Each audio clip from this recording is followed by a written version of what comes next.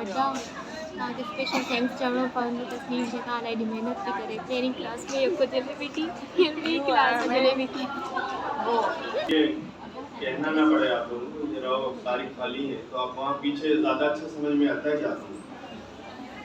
यहाँ पर आए सब लोग नींद काफी भी बहुत अच्छी आती है। बेचो हैं आप लोग, समझ आ रहे हैं? ये पक्का ऐसे जितनी साइन करानी मुझसे करा लीजिए। पहले दिन से अटेंडेंस ईएनटी का मसला रहा ही नहीं, धोखाधड़ी से काम नहीं किया। ईएनटी का असूल है कि ना वो गेस्ट पेपर देते हैं ना वो टेस्ट लेते हैं, जो पढ़ाते हैं उसी में से ही आता है, वही उनका गेस्ट पेपर है, वही उनका पेपर है, वही सारी चीजें। The complication of a chronic suppurative otitis media, in which major complication we have done, that is a facial paralysis, and now we have reached another important extracranial complication, that is a mastoiditis.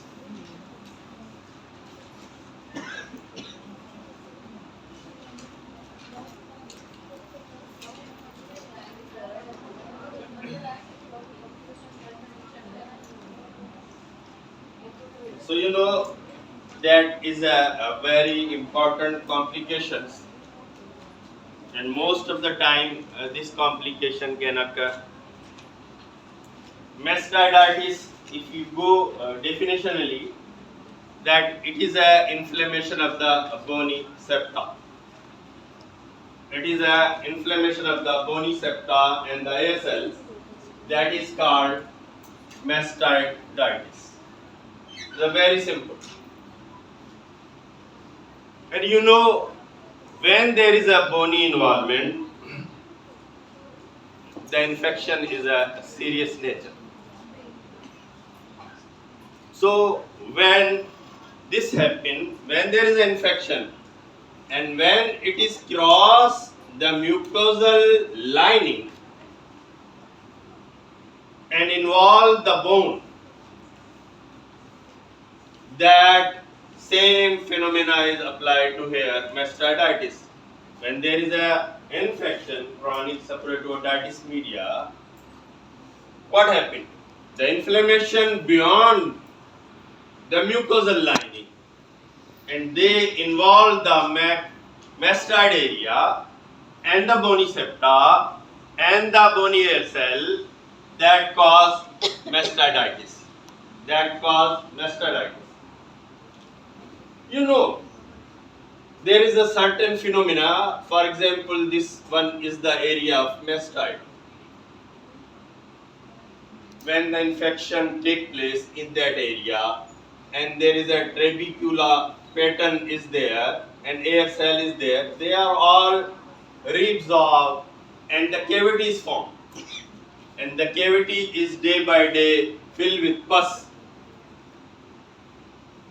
A time is come that there is no capacity to store the pus here. When pus is formed, it will find their way. वो अपना रास्ता निकालेगी, वो अपना रास्ता निकालेगी। अब कैसे निकालेगी और किस तरफ निकालेगी, इसको आपकी बुक ने बयान फरमाया। वो क्या कहती है? बुक कहती है आपकी कि अगर ये पीछे कान के बढ़ती गई, बोन खत्म होती गई, फिर स्किन की इन्वॉल्वमेंट हो गई, तो यहाँ पर जो एब्सिस बनेगी बिहाइंड द ईयर, उसको कहते हैं सब पेरिओस्टियल एब्सिस। क्या कहते हैं?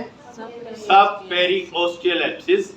और अगर यही एब्सिस यहाँ से फट जाए और बाहर की तरफ आ जाए, तो इसको कहते हैं post oral fistula.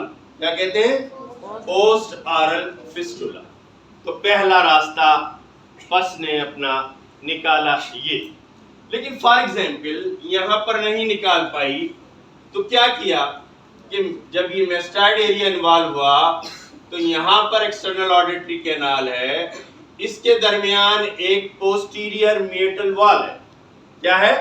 Posterior parietal wall. अगर इसने इनको इरोड कर दिया तो पस कहां से, एक्सटर्नल ऑडिटरी कैनाल से बाहर आनी शुरू हो जाएगी। पस जो है एक्सटर्नल ऑडिटरी कैनाल से बाहर आने की लग जाएगी। ये दूसरा रास्ता, ये कौन सा रास्ता, दूसरा रास्ता।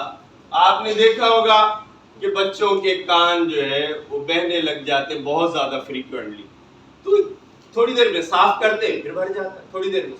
तो ये एक्चुअल रिजर्वायर है जहां से थोड़ी देर में फिर दोबारा यहाँ से आ जाती है, फिर दोबारा से यहाँ से आ जाती है। इसको रिजर्वायर एरिया भी पढ़ेगी, कहीं लिखा हुआ मिलता है आप लोगों को, ये रिजर्वायर एरिया है। कहाँ से आ जाती है बस, दिमाग से तो नहीं आ रही, दिमाग से नहीं आ रही, यहीं से आ रही। तो ये दूसरा रास्ता। तीसरा रास्ता क्या कहती है बुक आपका, कि अगर ये मेस्टाइड टिप को इन्वॉल्व कर ले। मेस्टाइड टिप कहाँ थी, ये अपना हाथ लगाए पीछे, prominence, that is a mastoid. अगर ये इसको इरोड करके पोस्टीरियर बेली ऑफ डाइगेस्ट्रिक में चली जाए, इसमें चली जाए पोस्टीरियर बेली ऑफ डाइगेस्ट्रिक, तो उसको नाम दिया है सिटल सेप्सिस का। इसका नाम दिया है सिटल सेप्सिस। अगर यही पस ड्रेन होके कहां आ जाए, शीथ ऑफ द स्टेर्नोक्लिडोमेस्टाइड मसल, तो इसको कहते हैं बिजोल्ड एप्सिस, इसको कहते हैं बिजोल्ड सेप्सिस। अब हमारे फेस का जाइगोमेटिक बोन है, अगर यहां पर इरोड होके बाहर आ जाए तो इसको कहते हैं जाइगोमेटिक एप्सिस, जाइगोमेटिक एप्सिस। अगर ये जो है पिट्रस पार्ट ऑफ स्क्वामस बोन के अंदर जो है ट्रेवल्स कर जाए और वहां पर पस बनाए तो उसको कहते हैं पॉलीजर एप्सिस। यस, पॉलीजर abscess. So these are the various way where they go and travels, and if it go upward, then intracranial complication take place. Then ये सारी extracranial सारी आ रही है, लेकिन अगर यही upward traverse करके ब्रेन में चली जाएगी तो क्या होगा, intracranial complication डेवलप। तो ये सारी की सारी चीजें हमें यहाँ मिली मेस्टाइडाइटिस से, कि ये इतनी चीजें यहाँ पैदा करेगा। अब इसके अंदर हम लोगों ने क्या करना है कि इमीडिएटली ऐसे लोगों को पारेंट्रल एंटीबायोटिक्स के ऊपर रखें ताकि इफेक्ट हो, ब्रॉड स्पेक्ट्रम एंटीबायोटिक चॉइस कर लें और पस कल्चर सेंसिटिविटी के लिए भेज दें जो पस आ रही है, ताकि हमें पता चल जाए कि which organism is there and which antibiotic is more sensitive that organism. And when report is come, you switch over that medicine over that report. Otherwise, you should not wait and immediately you start the broad spectrum antibiotics. Okay? And now the second thing is that when you do medicine and there is a no response, then you go into a surgery. Then you doing a surgery, and that surgery is that you have remove all the necrotic bone plus air cells and the all area you have vacant with the disease and then apply medicine. So that is called superficial mastoidectomy. Superficial mastoidectomy. If you see that the disease is only limited to the mastoid area, you remove all the cortex, you remove the disease hair cell, and you save that cavity and then put over the antibiotics. So investigation, how you perform, there is an important investigation is a pus culture sensitivity, and you do X-ray, that is a oblique view, last view, that is called, and CT scan you have also performed to see the disease. So we have a 3 investigation here important: pus culture sensitivity test, and second, then X-ray, yes, X-ray, and you have examined and do CT scan. scan. Now the thing is arise, what happening when there is a mastoiditis? You know, if there is a problem, you see post-oral fistula, you see subperiosteal abscess, and other abscesses is there. Overall, there is a tenderness, pain, according to the stage of disease. Okay, so that thing is a must. When there is inflammation, you see swelling, redness, edema, pain, discharge. These are all things is positive. So no need of repeat that what happened when there is a disease of ear is involved. These things must be there. These things must be there. Now this is an important extracranial complication. Now we are going to another complication which are very important.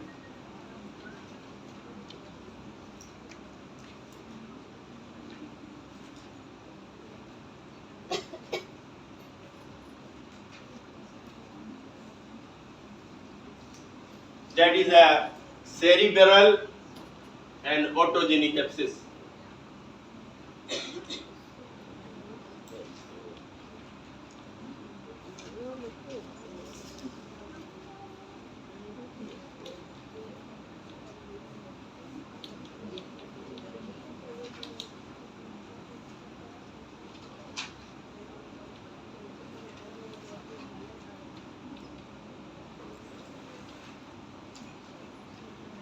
Two important here complication which have related to the mastoiditis.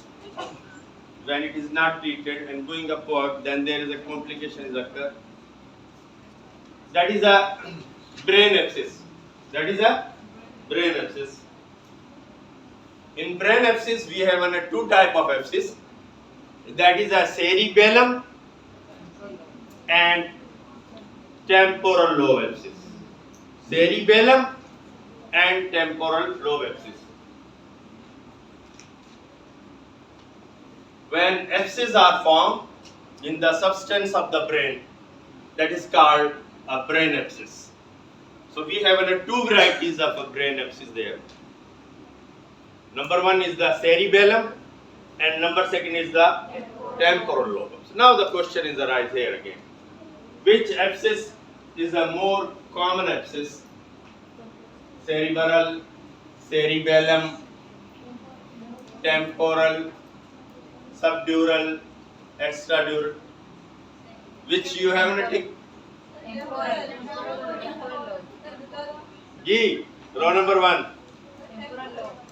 Temporal. जी. जी. सब temporal के साथ. सही कह रही है कि पहले जाहिर है कि कान जो है वो टेम्पोरल बोन में ही है, तो पहले यहीं पर जो है मसला पैदा होगा. तो इस टिक करेंगे आप temporal lobe abscess, cerebral abscess. Second common जो है वो फिर सेरिब्रल में है, लेकिन पहला जो है वो टेम्पोरल लोब एब्सिस. ठीक है जी. Now the thing which is prescribed here that when there is an involvement of this and involvement of this, it going to two departments, that is the neurological and neurosurgery department and the ENT department. Okay, so when these things are involved, along with problem, there is a neurological finding are also there. Neurological findings is there. That patient have a problem of that they have a headache, vomiting, convulsions, fits, lethargy, confusion, comatose. ठीक है. और neurological क्या होगी? Neurological होगी कि ataxia है, डिसडाइआइडोकोनाइजिया है, उसके बाद नेस्टिगमस है, एंड पेपिलोएडिमा है, इंट्राक्रैनियल प्रेशर रेज हो जाएगा. That are the problem from the neurological side, and in this cases there is a hemiplegia, monoplegia. These are present. These are going towards the neurological focal. There is a cranial nerve palsies, other cranial nerve palsies. These are going to neurological side. And that the simple, that is a headache, vomiting, temperature with rigor, chill, there's a lethargy, confusion, papilloedema, and there is a comatose patient, that are come in the side of these problems. So clinically, if we watch, there is a one point is a very prominent in two diseases. Otherwise, complaint are same. The one point which are clear here with the problem, and that problem show that this is a disease of this part. Okay, so it's a very important thing is that in that case is the same problem. Here is the same problem. The one thing is that in that case there is a nominal aphasia. Nominal aphasia. और यहां नहीं होता जी. अब ये nominal aphasia क्या है? Nominal aphasia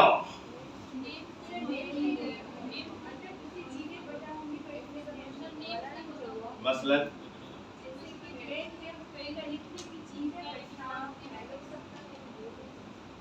सही है. नॉमिनल एफेजिया वो बताएगा कि इससे मैं लिखता हूँ, इससे मैं नोट्स करता हूँ, इससे मैं ये करता हूँ, इससे मैं ये करता हूँ. तो इसका नाम क्या है? नाम नहीं पता. चाकू देंगे बोले इससे फल काटता हूँ, इससे यूं करता हूँ, इससे यूं करता हूँ, इससे यूं करता हूँ. इसका क्या नाम है? That is called nominal aphasia, and that is a disease of temporal lobe abscess. Temporal lobe abscess. Otherwise, the complaint is same. But in that case, there is a one other difference. You know that cerebellum is a bilateral supply. If that side of the lobe have an abscess, the paralysis is opposite side. And in that case, there is a no that matter.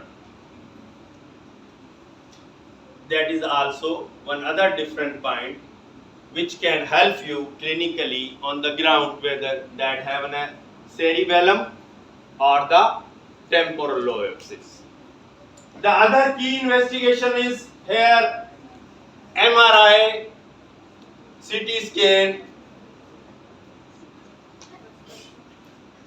EEG,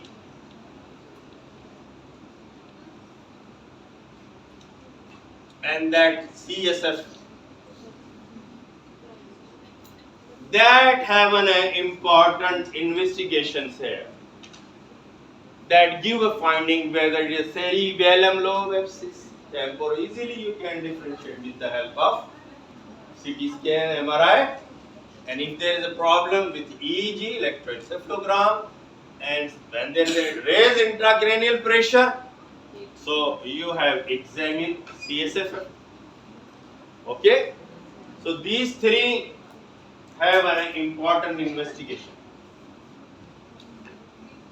which we perform in these cases easily. Now that have an important that when these cases are take place, first that case going to neurosurgery, that remove the abscess, that drain the abscess, and then this patient is turned to ENT ward, remove the source where the actual source is present, that is ear, and that is a chronic suppurative otitis media.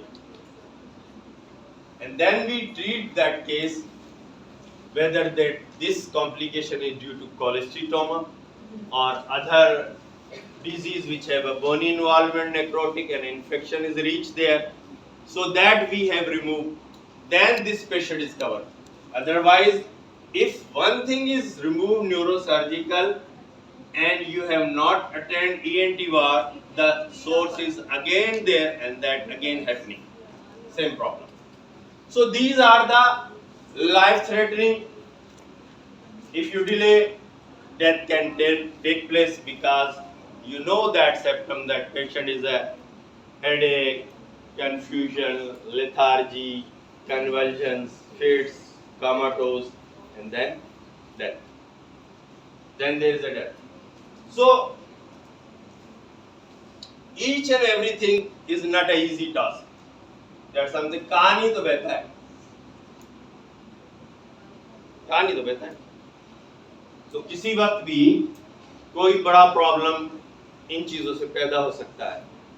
तो हर चीज को अपने वक्त पे ही treat कराएंगी तो बेहतर रहेगा. हर चीज को अपने वक्त पे ट्रीट करेंगे तो बेहतर रहेगा.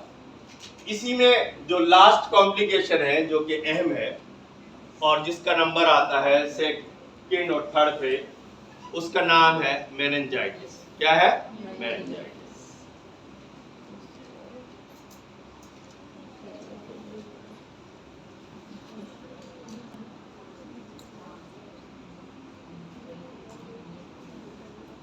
सारे इनसे मिलते जुलते हैं, तो कोई ऐसा नहीं है कोई बड़ा लंबा है, थोड़ा थोड़ा सा फर्क है.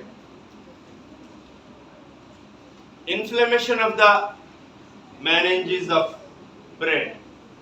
Inflammation of the meninges is called meningitis. ये meninges क्या होता है भाई? क्या होता है? ब्रेन लेयर कौन सी होती है भाई? लेयर्स का नाम बताएं जी. पायल कहाँ है? पाया मैटर है और अर्चनाइड मैटर्स.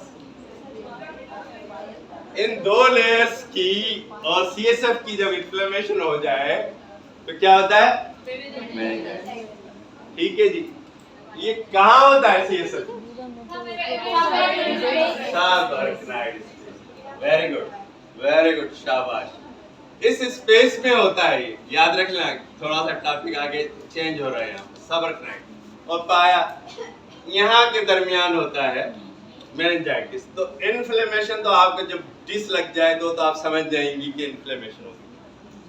अब ये इन्फ्लेमेशन हो गई, ठीक है जी. तो कहाँ से हमारी रूट जाती है? तो बहुत सारी रूट्स हैं हमारी जो ब्रेन में इन्फेक्शन करती है. एक तो हो गया भाई कहानी हो गई, ठीक है. एक हो गया सर्जरीज, एक हो गया नेचुरल आर्टिफैक्ट्स से जो हमारे को ट्रॉमा हो जाए, हिट हो जाए और उसके बाद मेनिंजाइटिस हो जाए. ठीक है जी, ठीक है. ये सारी चीजें इस तरह वाबिल करके क्या करती है? मेनिंजाइटिस करती है. मेनिंजाइटिस और मेनिंजाइटिस आपने देखा है, आगे भी जाएंगे हम, मेडिसिन में भी वास्ता पड़ेगा. डेंजरस डिजीज है जो कि डेथ हो सकती है. डेंजरस डिजीज है जो कि डेथ कराएगी. ठीक है. इसमें दो इंपॉर्टेंट साइन होती है जिससे डायग्नोस हो जाता है जी. अब उसको क्या होता है कि दो आदमी पकड़ के ला रहे हैं, ऐसे चल रहा है, मतलब वो अपनी गर्दन को इधर उधर कहीं नहीं कर सकता ना, बिल्कुल इस तरीके से जैसे उसको क्या कहते हैं, उसको टेटनस डेवलप हो गई हो. सेम चीज जो है इसके अंदर मिलेगी, मेनिंजाइटिस. नेक रिजिडिटी. और कर्निंग साइन क्या होती है जी? कोई बताए जी बेटा, क्या हो जाती है?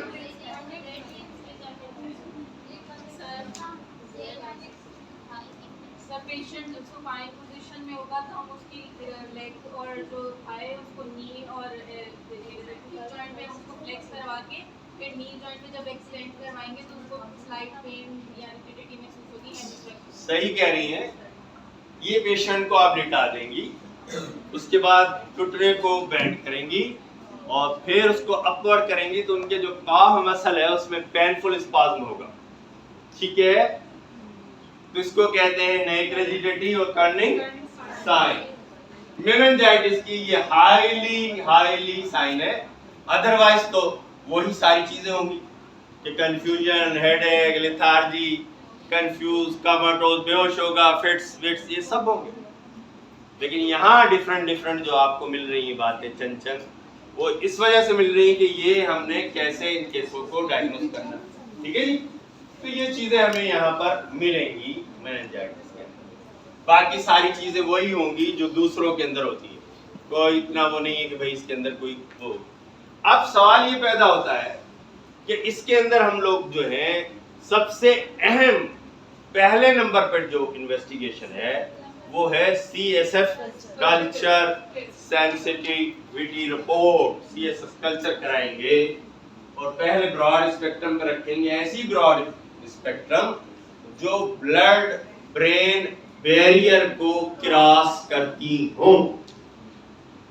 अगर ब्लड ब्रेन बैरियर को क्रॉस ही नहीं करेंगी तो फायदा ही नहीं होगा। तो इसलिए हम जब कर रहे थे उस वक्त हम 2 ग्राम पेनिसिलिन एवरी 4 आवरली हम देते थे इन लोगों को, 2 ग्राम के करीब जाके, तो कवर होते थे और टाइम लग जाता था लेकिन ठीक हो जाते थे। बहुत कम शादोनादिर डेथ देखी हमने मेनिंजाइटिस में अर्ली अगर आएंगे हमारे पास, तो हम देंगे ऐसी ड्रग और उसको भेज देंगे। जब हम देखेंगे तो रिपोर्ट क्या आएगी बेटा? CSF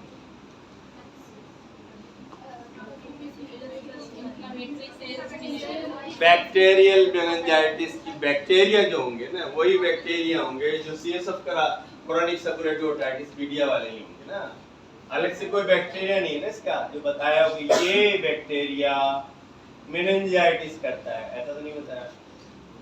बैक्टीरिया काज वही है जो क्रोनिक सेबोरेटिव ओटाइटिस, क्योंकि यहाँ पर काज में भी क्रोनिक सेबोरेटिव ओटाइटिस मीडिया लिखा मेनिंजाइटिस, तो हम लोग कंसर्न यहाँ पर क्या हो गए? उन्हीं बैक्टीरिया से जो क्रोनिक सेबोरेटिव ओटाइटिस मीडिया काज करता है, ठीक है जनाब। तो ऐसे पेशेंटों को हमने लेना है और ये करना है। अब इनके अंदर जो है आपने देखा है कि इंट्राक्रैनियल प्रेशर रेज होता है। जब इंट्राक्रैनियल प्रेशर रेज हो जाए तो आप एज ए डॉक्टर क्या 3 चीज देगी कि इंट्राक्रैनियल प्रेशर गिर जाए? डायूरेटिक्स, दूसरा मैनिटोल, बिल्कुल राइट, तीसरा डेकाड्रॉन, कॉर्टिकोस्टेरॉइड्स। हमने एडिमा प्रिवेंट करना है। अगर देखेंगे कि आप कोई भी जब हेड इंजरी होती है सबसे पहले कॉर्टिकोस्टेरॉइड दिया जाता है कि इसको एडिमा से बनाया जाए ताकि ये बेहोशी में न जाए, कोमाटोज में न जाए। तो हमने क्या देना है? और इसकी दूसरी वजह ये होती है कि जब कॉर्टिकोस्टेरॉइड दी जाती है जहां, वो एडिशन के चांसेस कम कर देता है। किसके चांसेस?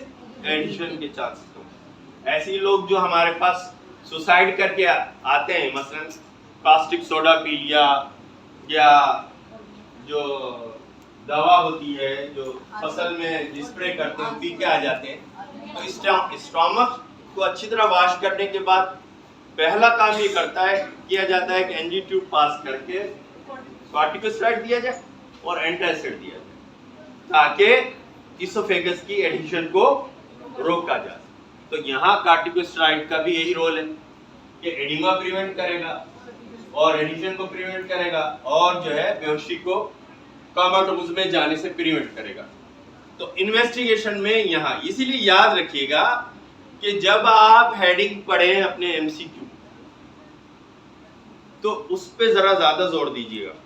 क्यों? पूछ क्या रहा है वहां? पूछ रहे हो कि meningitis the most common investigation, आप कुछ और यहाँ पर लिख लें तो ऐसा नहीं होगा।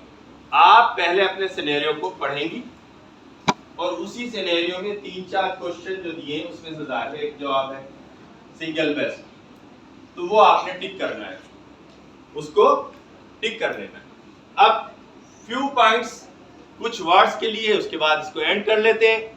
एक वर्ड है क्रॉनिक एडहेसिव ओटाइटिस मीडिया। मैं इसलिए बता देता हूँ कि एग्जामिनरों के सर पैर का पता तो होता ही नहीं, तो उस वक्त वो जब शुरू हो जाए तो पता नहीं क्या पूछे।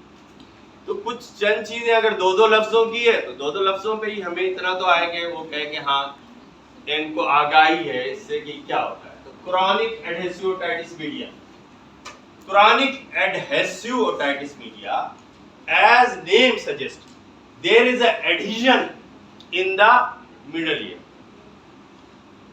मिडल ईयर में एडिशन हो जाती है, ओसिकल्स के अंदर या मिडल ईयर की वॉल के अंदर एडिशन हो जाए, ये आपस में क्लोज हो जाए, इसको लफ्ज कहते हैं क्रॉनिक एडहेसिव ओटाइटिस मीडिया।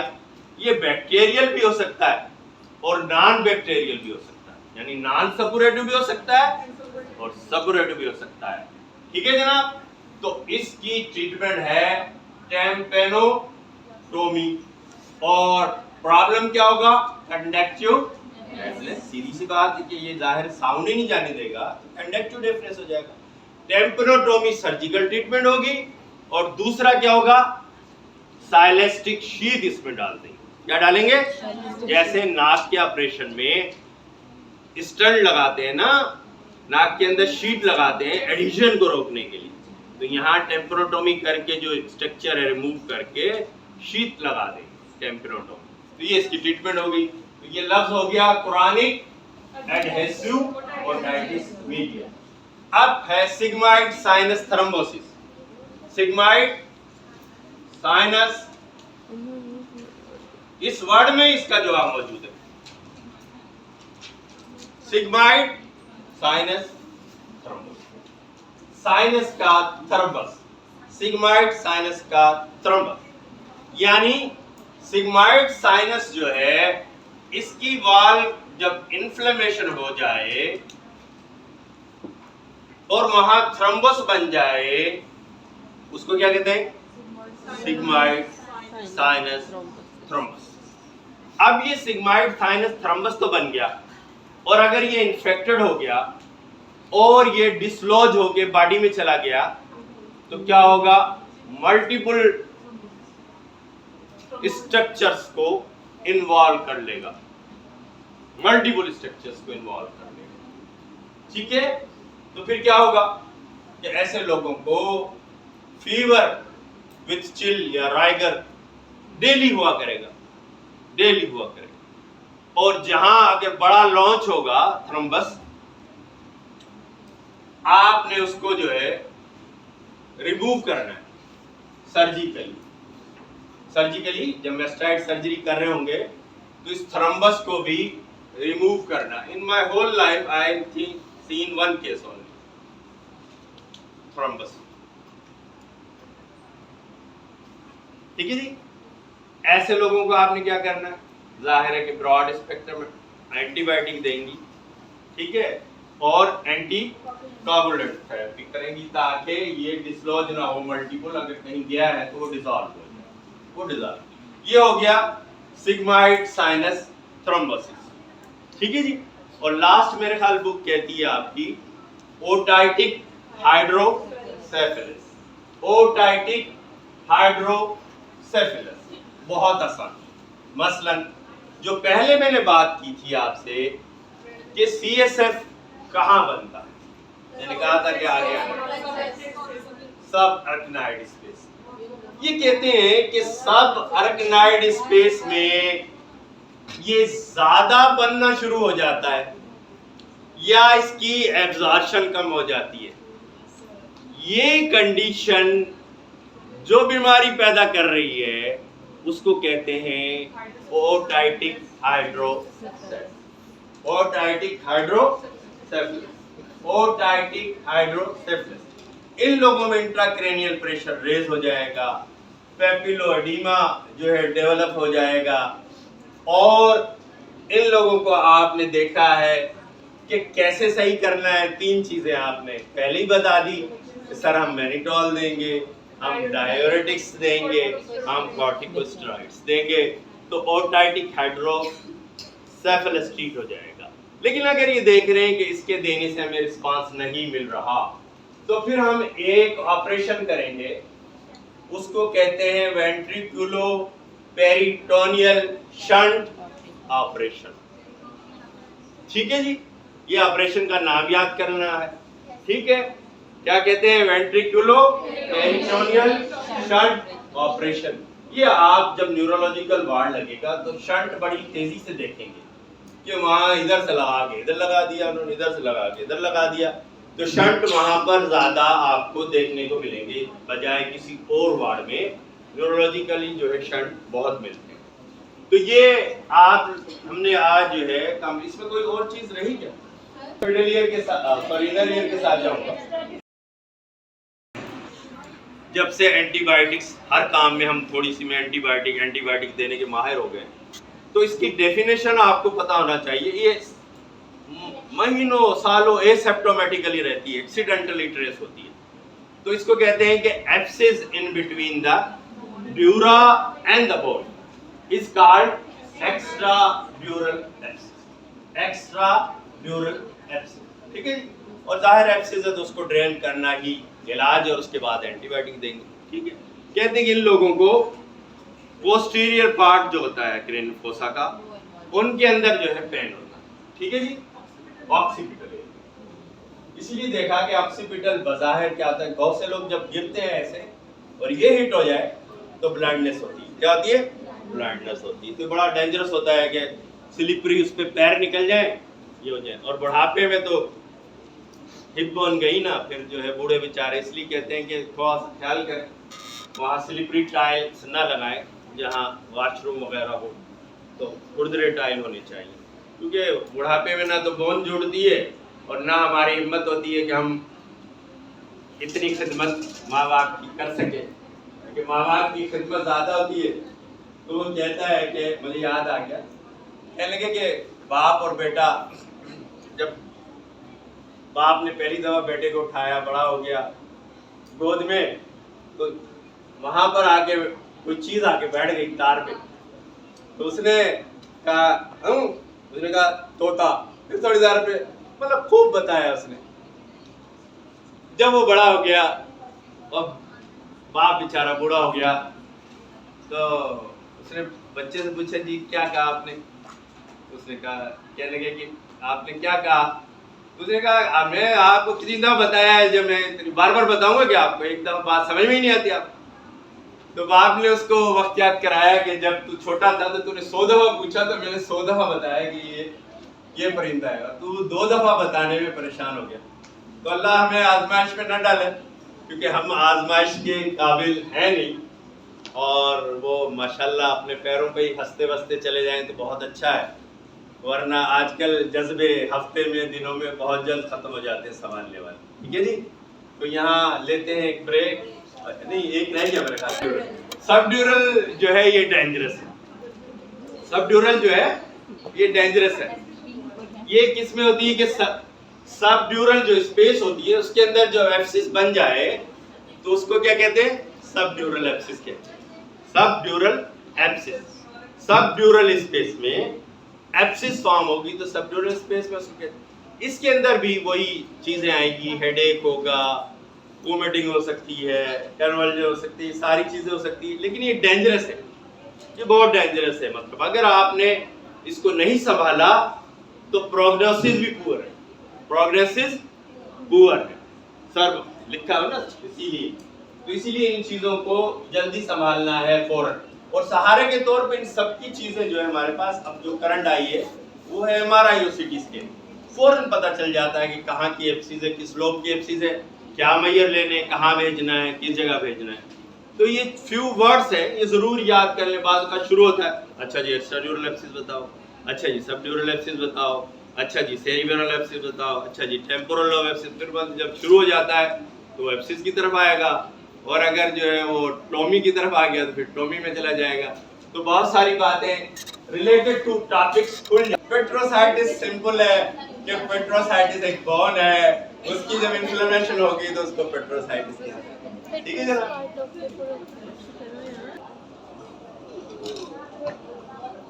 तसल्ली के लिए नहीं है, लेकिन बिल्कुल ऐसा ही है।